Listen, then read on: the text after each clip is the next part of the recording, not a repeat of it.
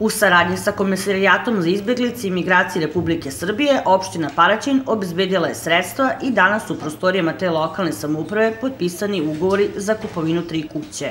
Stambeno pitanje rešila je i porodica Mitić. Dobila sam kuću preko konkursa za raseljena lica u Davidovcu.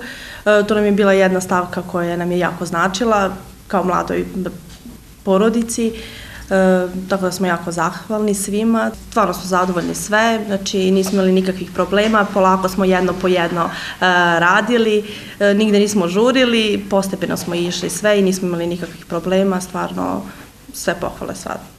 Izdvojena namenska sredstva po kući iznosila su više od 1,5 miliona dinara, a korisnici će dobiti i takozvani mali grant, građevinski materijal neophodan za eventualnu adaptaciju ili popravku nepokretnosti. Zaključuje se ugovor o kupoprodaji, imamo 3 korisnika, odnosno 2 korisnika interno raseljenih lica sa Kosova i Metohije i jedna izbeglička porodica iz Republike Hrvatske.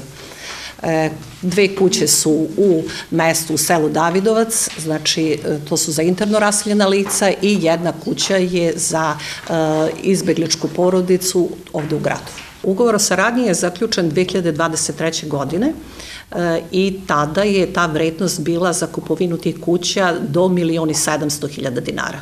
Znači, korisnik može, odnosno izbeglica ili interno raseljeno lice, da plati još 50% od te vrednosti donacije. Znači, još 850.000 najviše, znači do 850.000 dinara.